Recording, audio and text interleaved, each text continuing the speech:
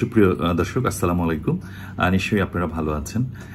আমি অনেকদিন ধরে অবজারভেশনই করছিলাম এই বৈষম্যবিরোধী ছাত্র আন্দোলনের পরবর্তী সময়ে থেকে যে তত্ত্বাবধায়ক অন্তর্বর্তীকালীন যে সরকার গঠিত হয়েছে, সেই সরকারে যারা রয়েছেন বা দায়িত্ব পালন করছেন এবং এর বাইরে যে বৈষম্যবিরোধী ছাত্র যে সমন্বয়করা রয়েছেন, তাদেরই বলা চলে যে এই অন্তর্বর্তীকালীন সরকার নিয়োগপ্রাপ্ত বা তাদের দ্বারাই পরিচালিত হয়। তাহলে আমরা এই বিষয়গুলো যদি আমরা দেখি, কিন্তু আমরা আগে থেকেই যেটি আঁচ করতে পারছিলাম, আমি কিন্তু যখন আন্দোলন চলে সেই আন্দোলন চলাকালীন সময় কিন্তু আমি বলার চেষ্টা করেছিলাম বা আমরা যারা আশঙ্কা করছিলাম যে এই আন্দোলনটি আসলে কোটা বিরোধী থেকে ভিন্ন আন্দোলনে চলে যাচ্ছে, এবং বিষয়টি তাই হয়েছে।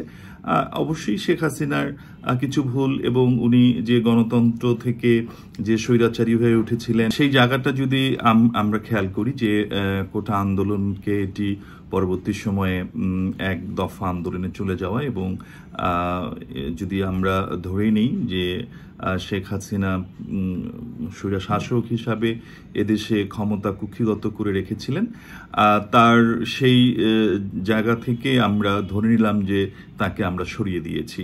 কিন্তু এই সরানোর পিছনে যে একটি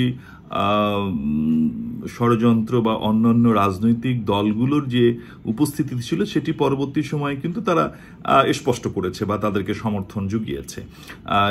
সেই রাজনৈতিক দলগুলো সমর্থন জুগালেও কিন্তু পরবর্তী সময়ে যখন অন্তর্বর্তীকালীন সরকারের যে গঠনের ডাক এসেছে, আপনি যদি সেই পুরো সময়টি যদি দেখেন, তাহলে দেখবেন যে আপনার সেনাপ্রধান কিন্তু প্রথমেই জামাতের আমির সাহেবকে ডেকেছেন, তারপর অন্যান্য দলের ফখরুল সাহেব থেকে শুরু করে জুনায়েদ সাকি আরো অনেকে কিন্তু ডেকেছিলেন।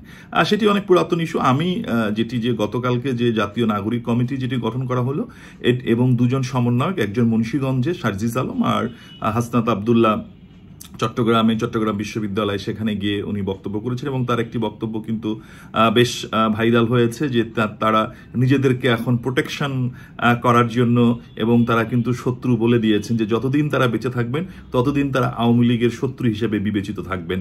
তার মানে এটি তারা মেনেই নিয়েছেন, এবং তারা যে একটি দাবি নিয়ে প্রবেশ করে তারা কিন্তু আরেকটি দুর্ঘটনা কিন্তু ঘটিয়ে ফেলেছে, যার অপরাধ বোধ থেকেই হোক বা তাদের সেই জায়গা থেকে হোক, যেহেতু ক্ষমতাচ্যুত হয়েছে আওয়ামী লীগ, নিশ্চয়ই আওয়ামী লীগ তাদের প্রতি একটু মনোক্ষুণ্ণ থাকবে, এটি স্বাভাবিক। সেই জায়গাটি তারা কিন্তু স্মরণ করেছে, এবং এই সমন্বয়দেরকে কিন্তু তারা কিন্তু প্রস্তুত থাকতে বলেছে।